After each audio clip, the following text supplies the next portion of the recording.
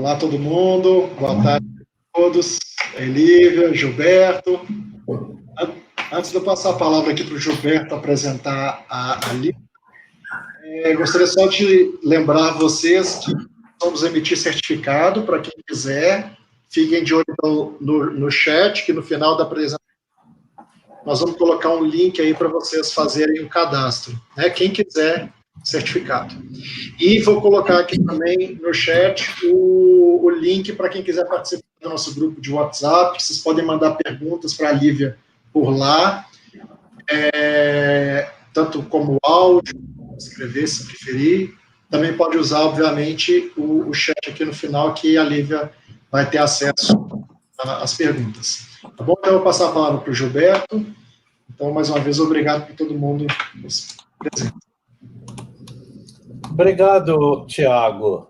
Obrigado, Lívia, também por ter me convidado para fazer essa apresentação. Isso é um prazer, além da honra, né? É um prazer extraordinário, porque a gente é muito próximo também, e eu venho acompanhando a sua carreira científica, né?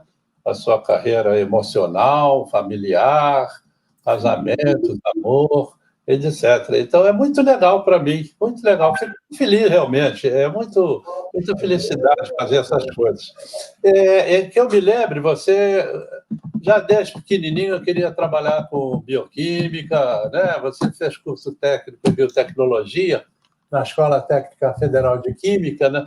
Isso em 2001, já lá se vão 19 anos. Agora vamos ver o que você fez nesses 19 anos aí. Foi pra caramba. Se formou em Ciências Biológicas, né, graduação, modalidade médica, perdão, na UFRJ, em 2007. Aí fez mestrado também em Ciências Biológicas na UFRJ, e aí foi fazer doutorado na Faculdade de Medicina da USP em 2015. Mas nesse tremeio aí que eu me lembro, foi quando eu conheci você, foi em Harvard, né? Lembra que a gente se conheceu lá? Você estava trabalhando no Brigham Women's Hospital, foi isso? Isso foi em 2013, 2014, foi durante o seu doutorado, que você foi visiting student lá, né? E foi fazer treinamento no laboratório de nanomedicina e biomateriais. Publicou um trabalho, muito bonito esse trabalho, e conheceu também, aí é que deu-se a melódia. Conheceu meu amigo Giuseppino Palmisano, aí pronto, foi para o brejo. Depois, você publicou 2 trabalhos lá, na realidade, que eu me lembro. Foram 2 trabalhos. Foi na CSA... Não, foi um trabalho na American Chemical Society, né? no Journal da American Chemical Society. Mas não parou aqui. O legal foi isso. Quer dizer, ter essa formação no Brasil, que é o curso técnico, a graduação, o mestrado, o doutorado. Nesse doutorado, no meio desse doutorado, você começou a sua formação no exterior. Essa formação no exterior também é muito bonita, além de incluir Harvard, né, na Escola de Medicina, lá no Brigham Women's Hospital. Você trabalhou como pesquisador visitante na University of Southern Denmark. Para quem não conhece, a Universidade of Southern Denmark acolhe, né, hospeda um dos melhores laboratórios do mundo em proteômica. Um laboratório pioneiro, ele foi criado e coordenado pelo Peter Hepstorf, que é um dos papas pioneiros da proteômica no mundo. Ele agora está aposentado, ele parou e deixou uma herança extraordinária para a Universidade do Sul da Dinamarca, lá para o Departamento de Bioquímica e Biologia Molecular, e deixou uma herança para o mundo extraordinária em realizações. Por exemplo, 2 coisas. Aquela simbologia do XYZ, ABC, é do Peter, a denominação dos fragmentos. O fingerprinting, para identificação de proteínas, inicial, aquele que usava em sílico, né? A massa dos peptídeos trípticos em sílico, comparados com a massa dos peptídeos obtidos experimentalmente, é do Peter. Essa é uma história muito bonita, que ele ganhou essa corrida por 2 ou 3 vezes do John Yates. O Yates publicou 2 ou 3 vezes depois. É extraordinário esse barato da ciência. Mas aí a Lívia fez lá em 16, 17, aí a gente se viu muitas vezes lá pela Dinamarca, né? O Peter é um grande amigo nosso, eu pedi a ele para fazer um seminário aqui, ele aceitou, mas ele está um pouco adoentado, então ele vai esperar ainda mais. Vamos ver quando ele pode fazer. O seminário é altamente motivacional, ele tem uma vida extraordinária de aventuras e de ciência. E também fez, depois de 18, 19, você foi pesquisador visitante também na Universidade, né, do Sul da Dinamarca. Tiago esteve lá, Fábio esteve lá, José esteve lá. É uma das melhores escolas do mundo em proteômica, em modificação pós-traducional. Você trabalhou com Martin, né? Foi com Martin que você trabalhou, né? O Martin é um dos papas aí de modificação pós-traducional, como glicosilação, fosforilação, técnicas, né, para identificação, etc. Então, o que a gente pode dizer, resumindo, estou falando muito já, gastando muito tempo, a palestrante é a Lívia, não sou eu. Pesquisadora. O grande interesse da Lívia é, se eu não me engano, me corrija, Lívia, sinalização celular em estados patológicos. Não é isso? É uma fisiopatologia da sinalização celular, né? Você quer estudar, ou estuda, né?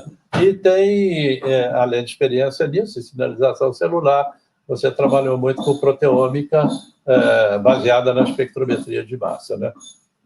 Ou espectrometria de massa aplicada ao estudo de proteínas. E genética, né? É isso. Muito obrigado por aceitar, muito obrigado por ser minha amiga e por estar namorando o Giuseppe. Eu gosto muito dele também. Um beijo e boa sorte. Obrigada, Gilberto, por essa apresentação muito lisonjeira. E obrigada também pela sua amizade. Para mim é uma honra, é um prazer sempre enorme quando estamos juntos, tanto no momento como agora, virtualmente, quanto pessoalmente. Boa tarde para todo mundo que está nos assistindo, que estão nos assistindo hoje. Meu nome é Lívia, atualmente eu sou pós-doc no Departamento de Parasitologia na Universidade de São Paulo.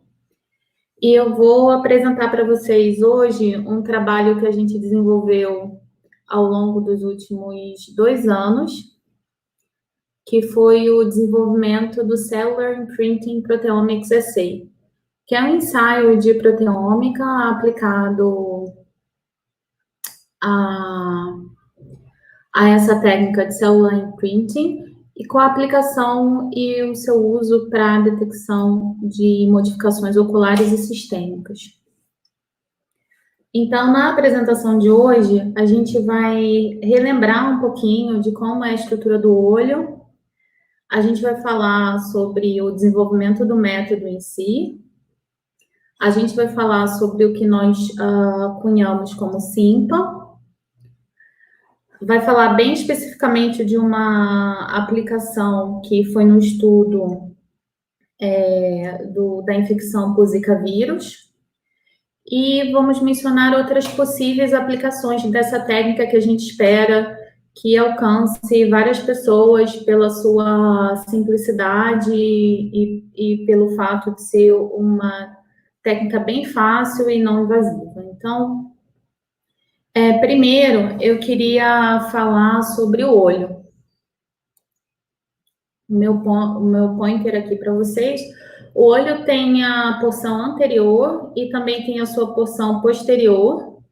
E todo mundo está bem familiarizado com a estrutura do olho, mas quando a gente pensa no olho, a gente pensa numa estrutura bem definida, bem na sua forma madura no indivíduo adulto. Mas a gente esquece que ele, na verdade, é uma estrutura periférica que vem que no desenvolvimento embrionário tem sua origem no diencéfalo, principalmente a porção do desenvolvimento do nervo óptico e da retina. Por causa dessa origem incomum e por ter uma estrutura nervosa e vascular muito semelhante ao cérebro, a gente hipotetizou que ele seria um bom modelo para estudar alterações moleculares de forma não invasiva, como uma forma de espelhar o status do sistema nervoso central.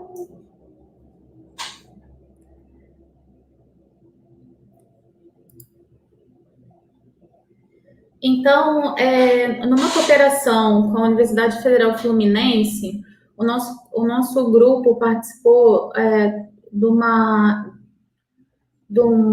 revisita a uma técnica que chama citologia de impressão. A citologia de impressão é uma técnica da década de 70, é uma forma de se coletar células da superfície ocular, ela é rápida, ela é não invasiva, não precisa ter uma infraestrutura específica e pode ser realizada por qualquer profissional treinado. Então, no que ela consiste? Ela consiste em um aparato formado por uma membrana de nitrocelulose, e uma porção dessa membrana de nitrocelulose, ela entra em contato com a superfície do olho. Quando ela entra em contato com a superfície do olho, ela captura todo o fluido da superfície do olho, assim como diversas células basais, células de Globet, e aqui a microscopia, vocês podem ver a microscopia de alguns exemplos de células que foram captadas. Então, a gente pensou, quão fácil é coletar essas células. Então, a gente pegou um professor na universidade que estava passando, fez ele assinar um consentimento livre e esclarecido e usou ele como... Deixa eu ver se eu consigo passar para vocês. O meu vídeo está falhando. E usou ele como cobaia desse nosso primeiro experimento. Foi super simples, ele não reclamou, então a gente pensou assim, podemos utilizar essas células então. E a partir disso, o nosso objetivo era como é que a gente pode traduzir a citologia de impressão para um ambiente que a gente sabe trabalhar. Que no caso, a gente queria aplicar a proteômica, né, utilizando espectrometria de massa no estudo daquelas células oculares. Por quê? Porque a gente queria, de uma certa forma, estudar a complexidade do proteoma do olho, tanto na saúde quanto na doença. Para isso, a gente percebeu que a porção de citologia de impressão, ela era fácil, tranquila, e o que a gente precisava otimizar e padronizar e desenvolver era o sample prep, era o preparo dessa amostra. Como é que a gente ia conseguir fazer uma recuperação do maior número possível daquelas células, daquele líquido, daquelas proteínas que estavam presentes no fluido, de forma a ter uma quantificação representativa da amostra. E quando a gente chegou nessa problemática, foi que a gente decidiu desenvolver o método, o SIMPA, que é o desenvolvimento do método para a captura desse proteoma ocular. A Cláudia e a Janaína foram as duas pessoas do laboratório que embarcaram comigo nessa jornada. E a primeira coisa que a gente pensou é que o tampão de extração ele seria fundamental, seria a primeira coisa fundamental nessa etapa. Como é que a gente vai extrair as proteínas que estão associadas às células nessa membrana? Então, nós testamos PBS, ureia, SDC e uma combinação de metanol e acetonitrilo. Então, basicamente, nós adicionamos essa membrana nesses 4 tampões, fazemos uma etapa de sonicação e, a partir daí, a gente aplicou um protocolo específico para cada tampão, visando proteômica bottom-up shotgun. Como a gente pode ver aqui no gráfico B e no gráfico C, só pensando na recuperação de peptídeos e proteínas, tanto a tanto a ureia quanto o SDC, eles se mostraram superiores ao PBS e à acetonitrila, a combinação de acetonitrila e metanol. Quando a gente foi olhar nas proteínas que eram compartilhadas e que eram únicas em cada método, nós percebemos que a ureia e o SDC apresentavam o maior número de proteínas únicas, que entre 402 e 439. E também que a ureia e o SDC apresentavam a maior, as proteínas que foram identificadas com maior intensidade. Então, a nossa conclusão nesse primeiro aspecto foi que esses dois métodos poderiam extrair as proteínas da membrana que estavam aderidas à membrana de citologia de pressão de uma forma eficiente. Na figura C, a gente consegue observar um PCA mostrando a distribuição das proteínas identificadas em cada membrana, mostrando que o proteoma identificado ele foi de uma forma gráfica, mostrando de uma forma gráfica que ele foi realmente bem diferente e que e que a ureia e o SDC eles estão mais próximos que os outros dois tampões. Quando a gente começa a olhar a que compartimento celular pertencem as proteínas que foram identificadas tanto com ureia quanto o SDC, a gente percebe que o SDC ele foi bem mais eficiente na recuperação de proteínas que estão, de alguma forma, vinculadas à membrana. E a gente achou isso bem importante. E, a partir daí, a gente já ganhou uma preferência pelo SDC. Mas, seguindo em frente, a gente também queria ver de que compartimento, a que compartimento essas proteínas identificadas elas poderiam ser relacionadas. E a gente percebeu que, realmente, para a ureia e para o SDC, tinha a grande parte das proteínas elas eram relacionadas ao olho, às lentes, à glândula lacrimal e à retina. E uma coisa que foi surpreendente, nem tanto, porque estava já validando a nossa hipótese prévia, é que essas proteínas, elas também eram compartilhadas pelo sistema nervoso central.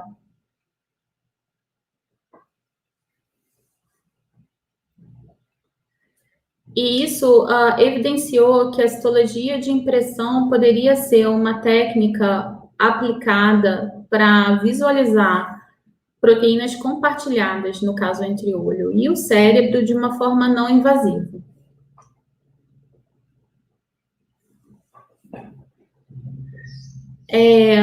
No caso do SIMPA, então, o que nós fizemos? Nós, recapitulando aqui uma visão geral do que se tornou o SIMPA. A primeira etapa de citologia de impressão não invasiva, que foi adaptada para ser indolor e não incômoda, de forma que pode ser usada em crianças, de bebês e 1 e 2 anos de idade, sendo constituída de uma membrana de nitrocelulose que entra em contato com a conjuntiva ocular por aproximadamente 3 segundos, e a gente não precisa fazer uso de nenhum medicamento, nenhum anestésico, basta um profissional hábil para isso, treinado para essa técnica, mas não precisa ter uma formação outra nenhuma. Essa membrana, ela seria adicionada ao tampão, que no nosso caso nós decidimos que seria o SDC, a sonicação e a partir daí uma etapa de gestão aplicada para proteômica shotgun. E assim, com a etapa do desenvolvimento do método concluída, nós seguimos para a aplicação do SIMPA a um problema biológico, e no nosso caso foi a infecção por Zika vírus. Para fazer para recordar brevemente sobre esse vírus, o Zika é um flavivírus. Ele foi descrito inicialmente em 1947 e até cerca de 2013 não se falava muito sobre Zika. Era uma doença febril, muito tranquila. E a partir de 2007, mas ganhando mais atenção em 2010, 2013, começaram a haver alguns surtos. E o que foi muito impactante para a gente, especificamente aqui no Brasil, foi o surto que se iniciou por volta de maio de 2015, em que a infecção por Zika foi ligada a um aumento nos casos de microcefalia congênita e a síndrome de Guillain-Barré. A partir desse momento, percebeu-se que o Zika vírus, com as crianças que eram expostas ao Zika vírus durante a sua formação, sua vida intrauterina, elas estavam muito suscetíveis ao desenvolvimento de diversos sintomas e diversas anomalias que caracterizaram a síndrome congênita do Zika vírus, que é basicamente o marco principal dela é uma microcefalia severa, também associada a outras anomalias cerebrais.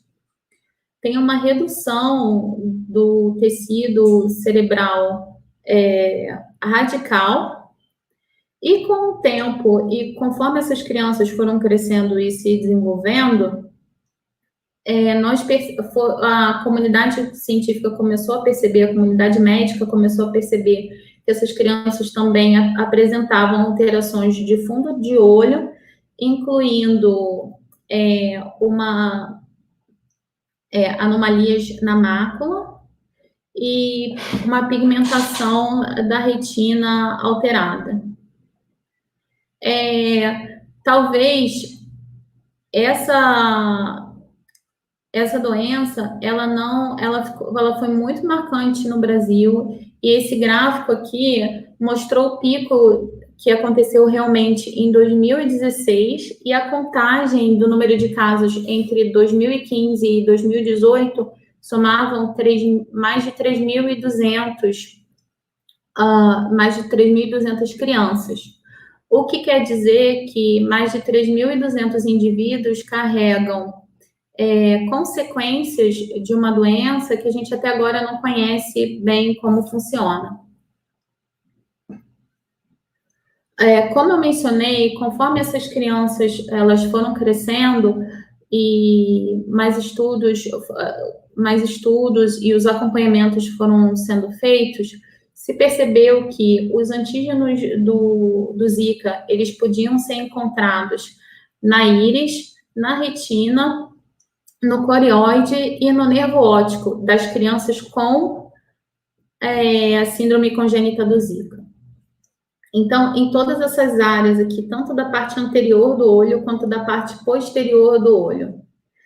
E várias alterações relacionadas à visão foram diagnosticadas nessas crianças. Agora, terminando em 2020, o número de estudos cresceu muito, mas só foi começou a ser identificado entre 2018 e 2019.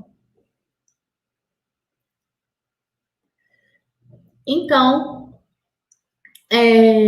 nós embarcamos nessa parceria com um grupo da Universidade Federal Fluminense, aqui representado pela doutora Raquel e pela doutora Claudete, em que nós começamos a estudar crianças que haviam sido expostas ao Zika vírus durante a gestação. E no nosso grupo, nós queríamos comparar o efeito dessa infecção materna, tanto nas crianças que haviam nascido com a síndrome do Zika congênita, quanto nas crianças que haviam nascido assintomáticas. Essas crianças, elas foram analisadas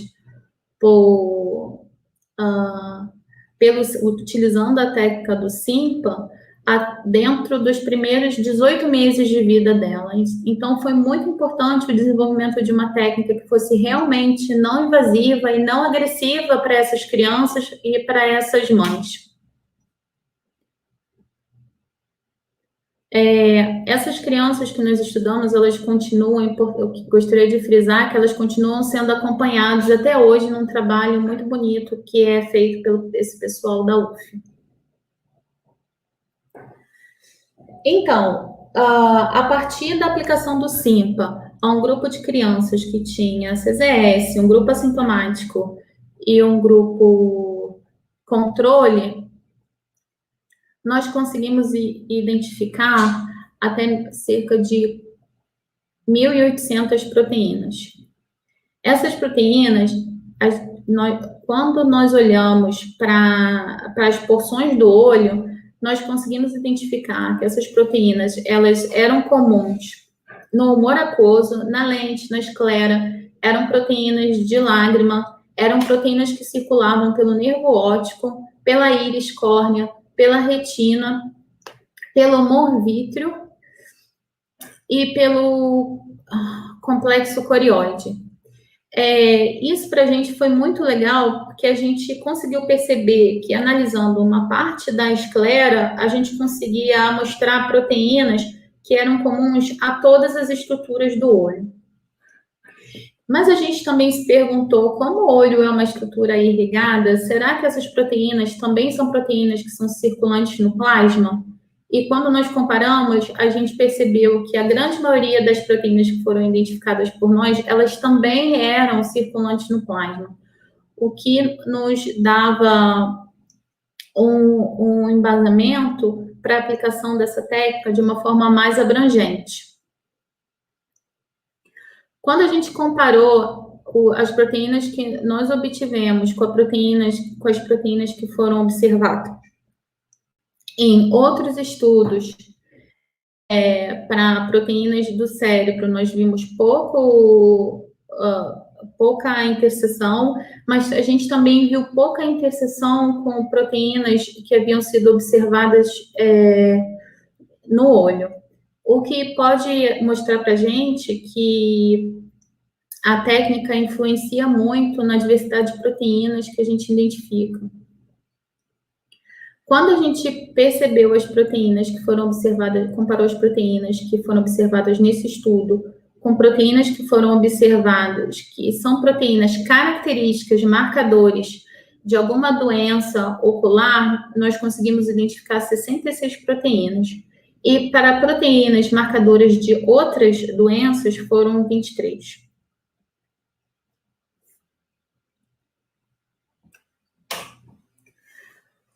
Quando a gente começa a olhar para as nossas crianças, a gente percebeu que, dentre as proteínas reguladas em comum entre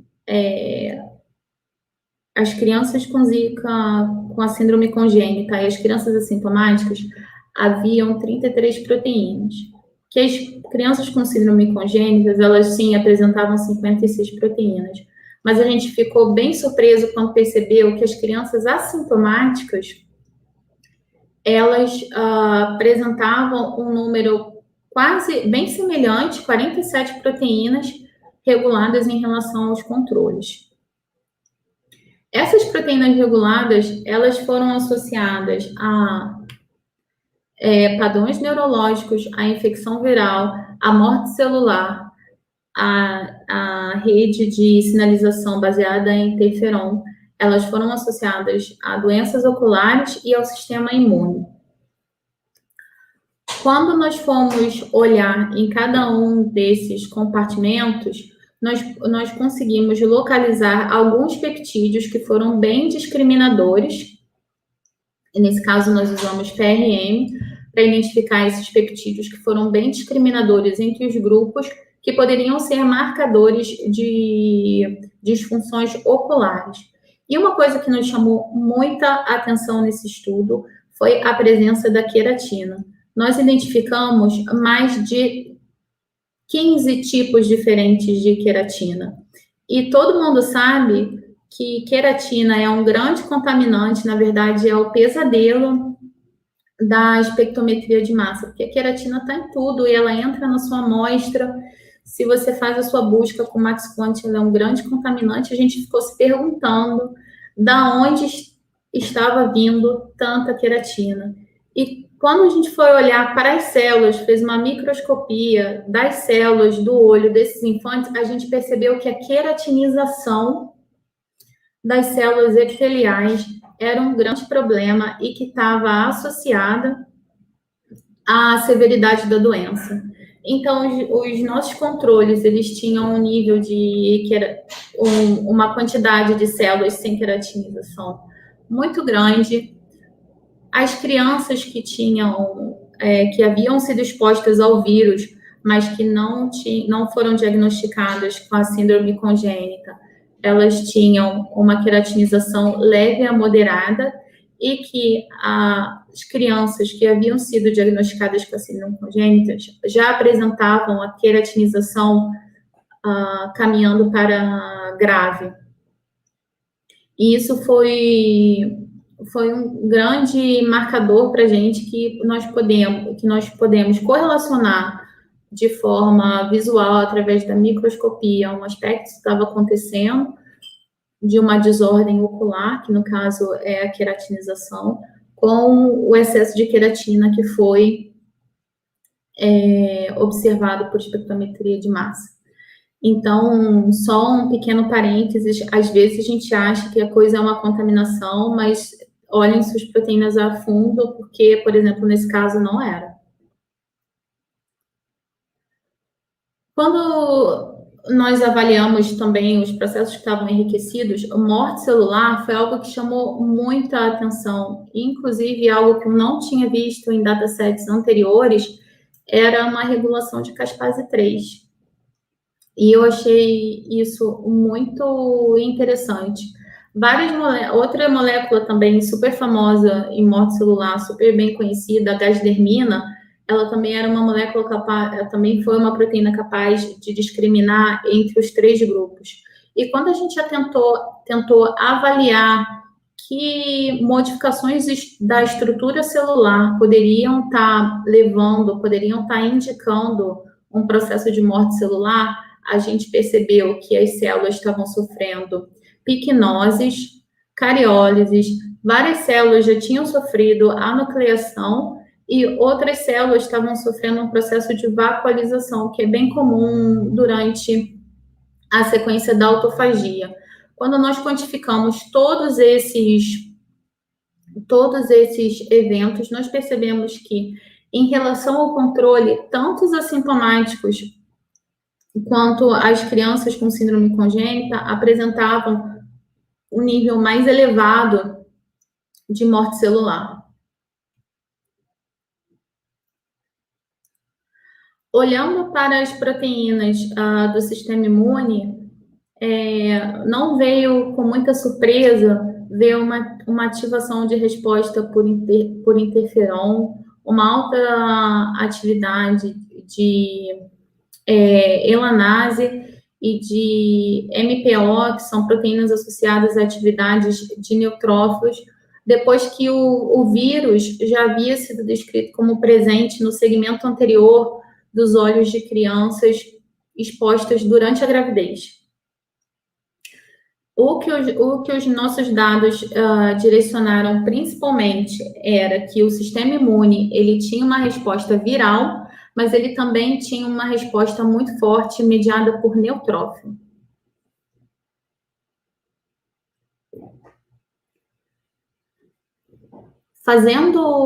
Usando essa figura aqui, gráfica, para fazer um apanhado de tudo aquilo que a gente conseguiu observar foi que, mesmo a mãe sendo exposta durante a gravidez, depois do nascimento da criança, sendo ela diagnosticada ao nascimento com a síndrome congênita do Zika, ou sendo ela uma criança assintomática, nós conseguimos perceber alterações relacionadas à morte celular, a sinalização, a regulação da sinalização do ácido retinóico, que é super importante para o processo natural de visão, a moléculas imunorreguladoras, principalmente baseadas em neutrófilos, um processo super amplo de queratinização e dentro ainda dos neutrófilos um infiltrado de células, um possível infiltrado de células imunes. E o que isso chamou a atenção para a gente e o que a gente divulgou muito na publicação desses dados é que essas crianças, elas precisam de acompanhamento. Não importa se elas foram diagnosticadas com a síndrome congênita ou se elas nasceram assintomáticas. Geralmente, se essas crianças, muito frequentemente, se essas crianças que foram expostas nascem sem sintomas, elas não têm um acompanhamento periódico por uma equipe multidisciplinar nos primeiros 3 anos de vida. E é super importante, porque todas essas alterações que nós observamos, elas são alterações que comprometem a acuidade visual dessas crianças. Então, com esse pensamento, eu vou encerrar aqui a nossa história do Zika.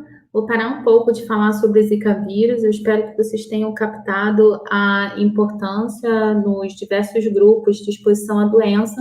E eu quero chamar a atenção de vocês para outras doenças que existem e que nós poderíamos aplicar a essa técnica do SIMPA. Uma dessas doenças é uma forma severa de malária. Então, só uma pequena lembrança, a malária é uma doença endêmica na região norte do Brasil. Também uma doença febril. Em muitas pessoas, ela não tem grandes complicações, mas em crianças de até 5 anos, ela pode evoluir para sua forma grave, que no caso é a malária cerebral. A malária cerebral, ela tem dentro da sua característica fisiopatológica uma retinopatia associada. Por quê? Porque como a estrutura dos vasos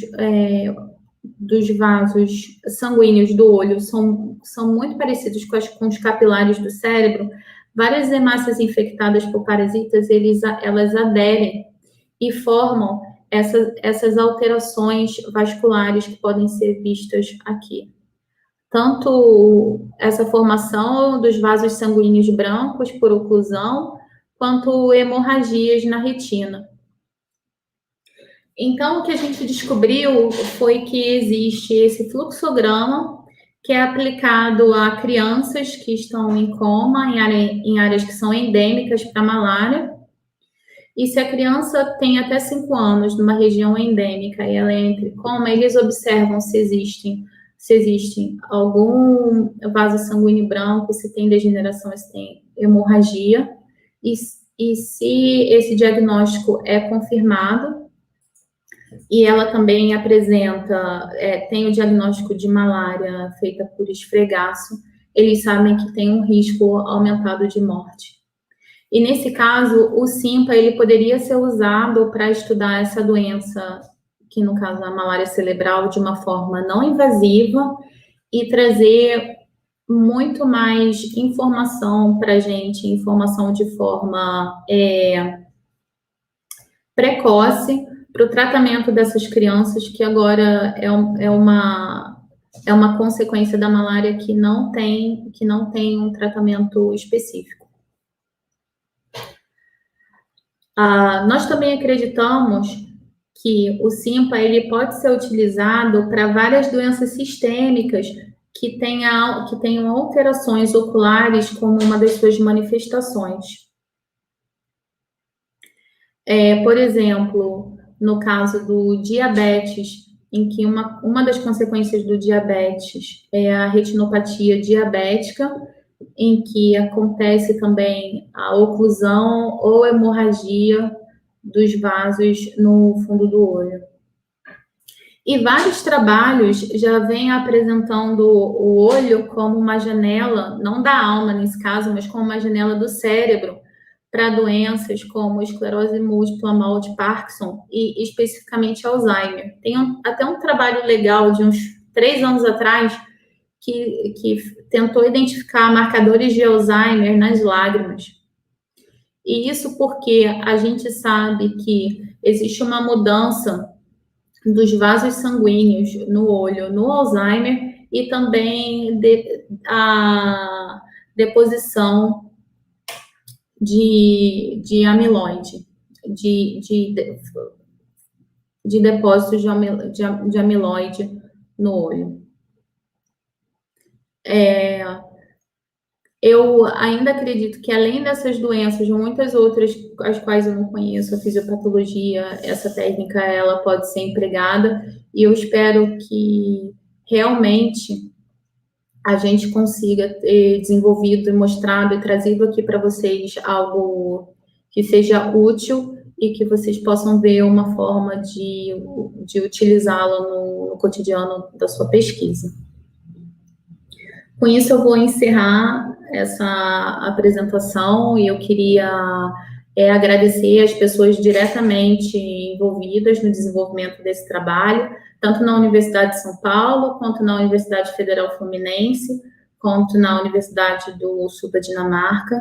Esse trabalho, ele contou com o fomento de várias agências diferentes de cada um desses lugares.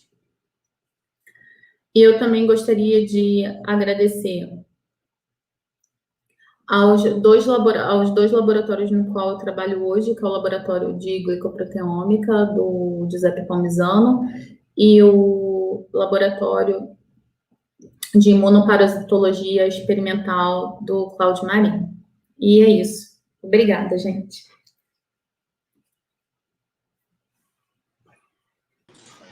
Obrigado, Lívia, pelo seminário. Muito legal. Eu já tinha assistido um pouco desses dados, né, que o Giuseppe tinha apresentado. É realmente bem fascinante. Enquanto o pessoal ainda vai fazendo a pergunta, deixa eu fazer a primeira, aproveitar que eu já estou aqui. Eu queria saber se vocês já estão avaliando ou se existe o potencial de utilizar a técnica, né, de SIMPA para o coronavírus, já que a gente sabe que ele tem sistema nervoso central também. Você comentou que tem proteínas de sistema nervoso central que você consegue identificar nas amostras, então, né, oculares. E aí, será que tem ação para o COVID? Então, especificamente, a gente não aplicou essa técnica ao estudo do COVID. Como é uma doença sistêmica, provavelmente ela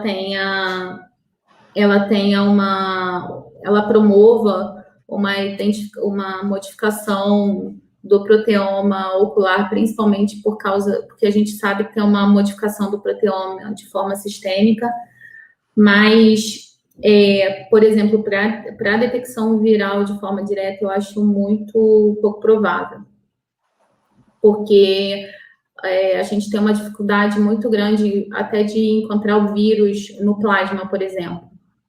O PCR ele é sempre feito por suave nasal e pelo fundo da garganta. Estava com o microfone desligado aqui. Na verdade, estava pensando mais nisso mesmo.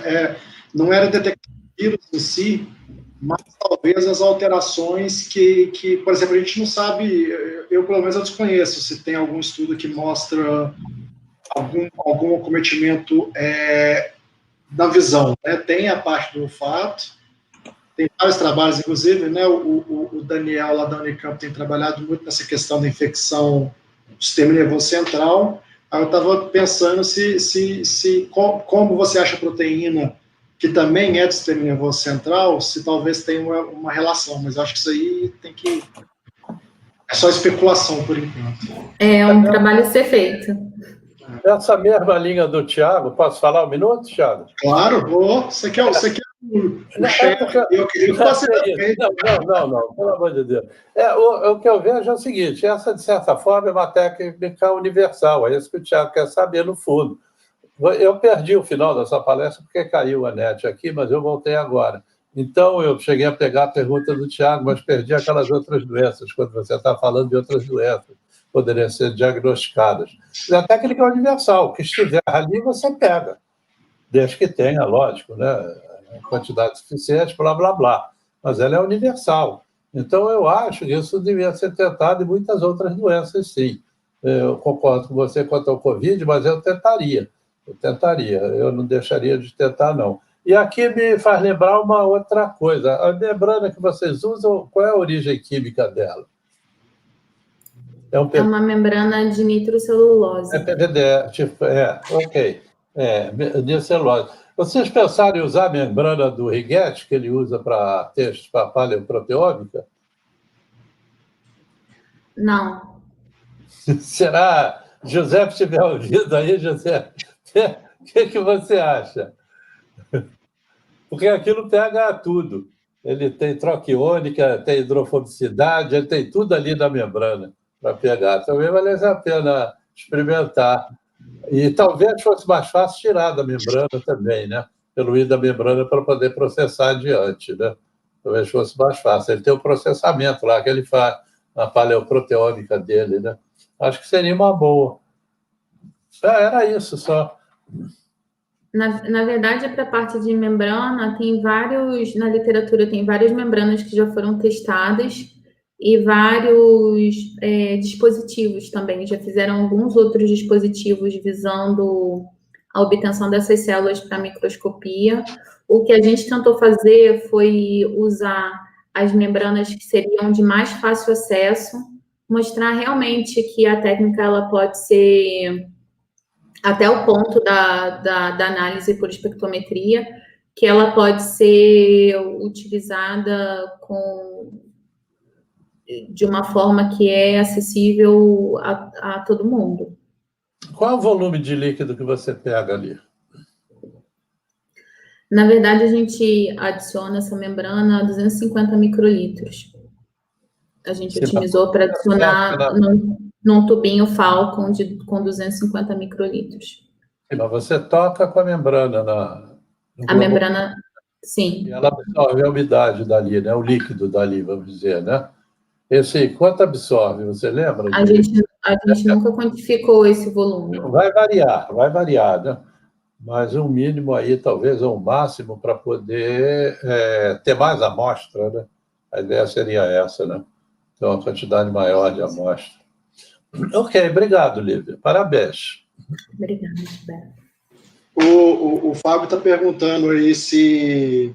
Tá igual o mineiro aqui, Gilberto. Fábio, alguma perguntinha. Para ver se foi comparado com outros fluidos, né? Esse tipo de análise para outros fluidos biológicos. Eu até tinha pensado também, quando eu estava pensando do coronavírus, se dá para você fazer esse cellular imprinting, por exemplo, da mucosa nasal, e enfim.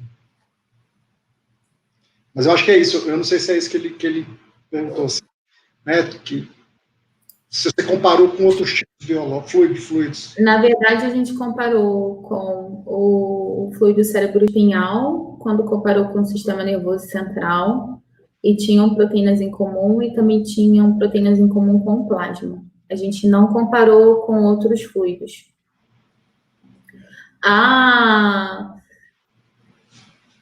Realmente, para fazer do nasal, teria que ser, eu não sei se todo mundo aqui já fez o exame com o suave nasal, ele realmente tem que ser algo bem fininho. Então, o design, ele tinha que ser um pouquinho diferente da membrana. Uhum. Mas, com certeza, eles pegam muito material e pegam muita célula ali. Se o material do suave fosse compatível, daria para fazer também. Uhum. Seria muito interessante. Entendi. Eu vou só aproveitar, eu estou passando o Fábio aqui na frente, eu adorei essa perguntinha dele. Tem outra perguntinha para você. Como é que é o Dynamic Range, se vocês chegaram a ver, né, a faixa dinâmica aí das proteínas, da mais intensa para menos intensa, se fica aí geralmente naquelas 4 ordens de magnitude que geralmente a gente detecta no proteoma shotgun ou não sei. Olha, o Dynamic Range, ele ficou muito semelhante a fazer proteômica de cultura celular. Uhum. As proteínas que foram identificadas, nenhuma delas tinha uma prevalência de intensidade 10 vezes mais, como a gente observa, como é um problema, por exemplo, para analisar o plasma. Nenhuma delas. Todas elas estavam bem próximas uma das outras. Isso não foi um complicador na análise. Uhum. O Magno, eu sabia que ele ia querer saber mais disso, hein, Magno? Que ele ficou interessado nessas proteínas do cérebro, né? E se existem marcadores específicos de neurônio, astrócitos, e aí eu vou até colocar já uma outra dele, porque ele também queria saber se você tem ideia de como que essas proteínas estão indo para lá, se elas estão vindo pelo nervo óptico, ou se elas estão vindo do cérebro. É realmente uma coincidência de você ter proteínas expressas, né, pelas células do olho, mas que também são expressas no... Eu não sei se inclusive, minha embriologia ficou na época da faculdade, mas se é o mesmo, né? Eu acho que o desenvolvimento embrionário é o mesmo, né? O tecido de origem é o mesmo, tanto para a retina quanto para o nervo óptico. Uhum. Olha, se o olho, como sistema, ele é muito próximo do cérebro. Tem o vaso sanguíneo de calibre semelhante. A gente tem uma barreira semelhante à barreira hematocefálica no olho. Então, o que se acredita é que se você tem as proteínas que são expressas na parte posterior do olho, por si só, tanto as citocinas são proteínas que são comumente expressas também no sistema nervoso central. Eu não posso, a minha hipótese, isso é só uma hipótese para responder para ele, é uma especulação, não é que necessariamente eles troquem essas proteínas. O que eu acho é que tem por causa da estrutura, tem um tropismo para elas acontecerem ali também. Uhum. Entendeu? Tanto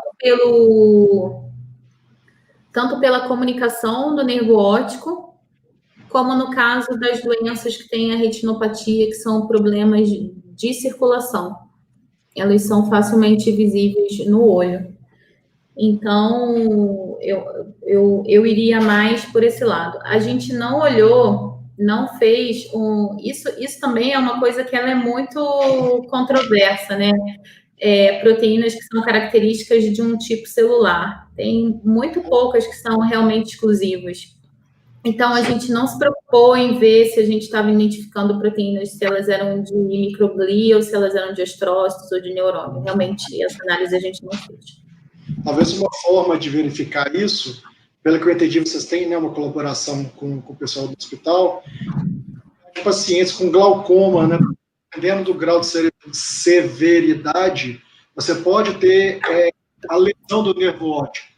Aí, nesse caso, se tem algum tipo de contato ali, sistema nervoso central e o olho, estaria rompido, não sei.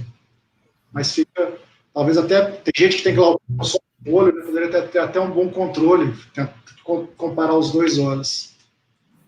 O Zé tem outra perguntinha. Se é possível combinar essa técnica com o AudTOF para fazer isso na análise clínica, né? Tipo um biotyper, eu acredito que é. Olha, tá aí uma coisa que a gente precisa tentar. Eu acho bem possível com as células e as proteínas ali já imobilizadas, só fazer utilizar uma matriz, né? Fazer por deposição, não por mistura. Sim.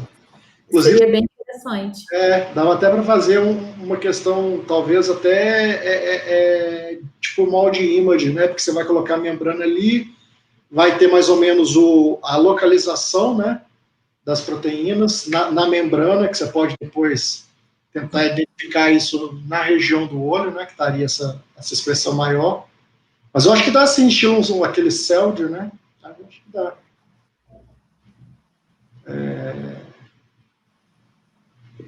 José já está te dando trabalho, você percebeu, né? Já fez essa pergunta, ele já deve estar na listinha lá que ele vai pedir. Mais alguma pergunta, pessoal? Acho que eu não sei se eu passei por todas, se ficou alguma. Eu acho que foram todas. A gente depois. Tem uma aqui. Não. Tem aqui a Verônica te parabenizando. Pode ser quer fazer mais alguma pergunta?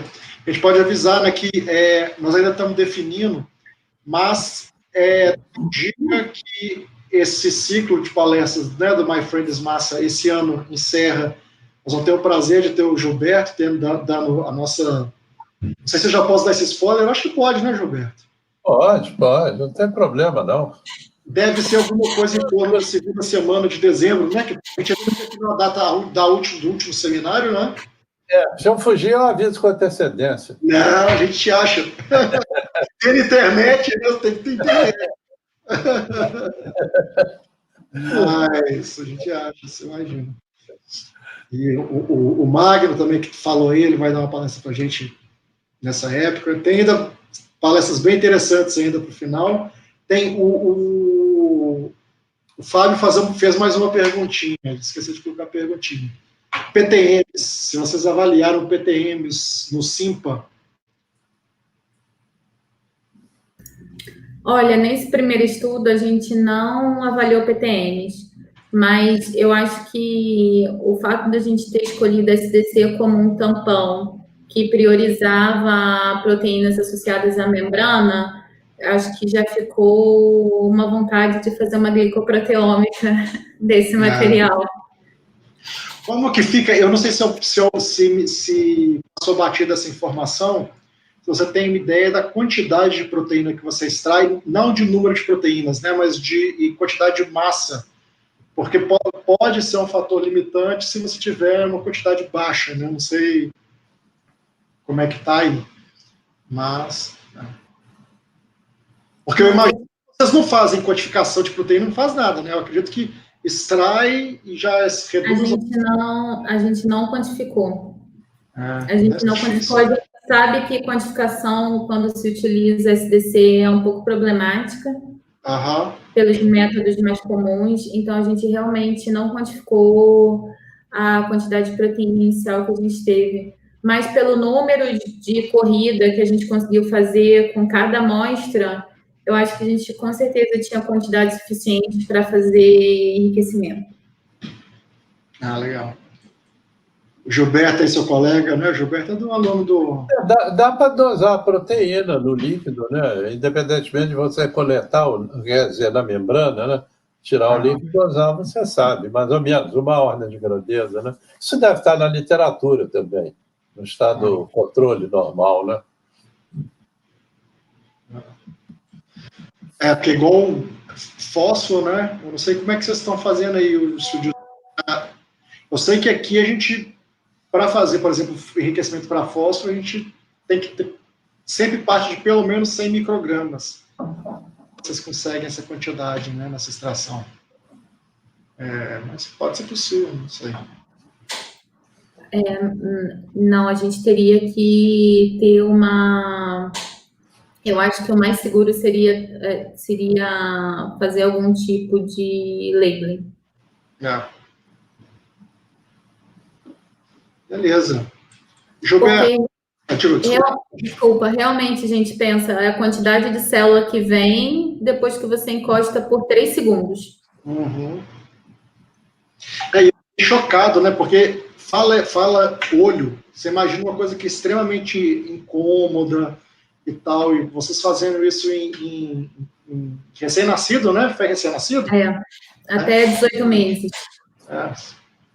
Nossa. Eu lembro, foi uma pena não ver esse vídeo, eu lembro de ver o vídeo fazendo, tá? Para quem está vendo, dá muita aflição, mas parece que realmente não dá, porque você não vê a pessoa em como. Olivia, vocês correram contra o banco de dados de vírus também, não?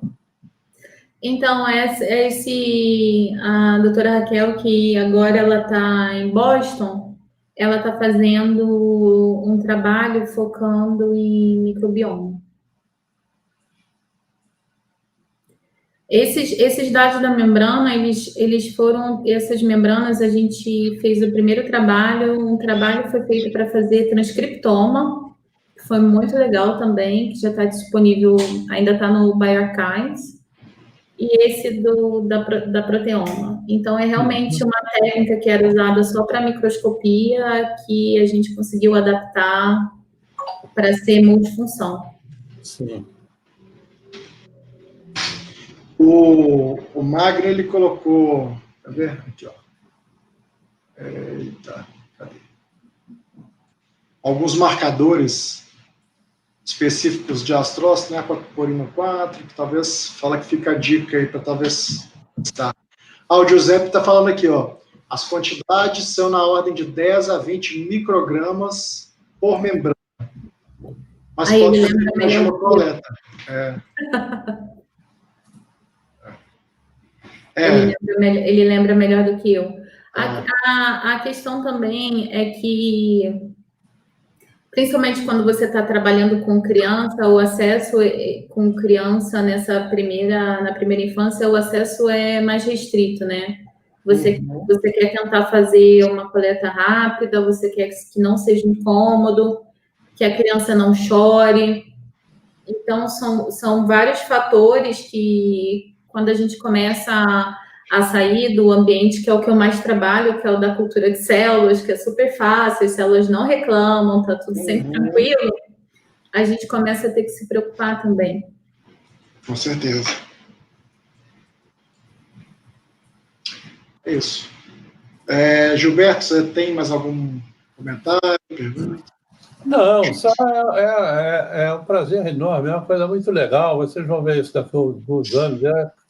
Você ficar acompanhando a vida profissional das pessoas mais jovens, dos amigos, das pessoas que você gosta, quer bem, e mesmo das que você não tem uma intimidade maior, mas você encontra no congresso aqui, no congresso ali, e você vê o crescimento profissional, as pessoas vão se tornando expoentes das especialidades.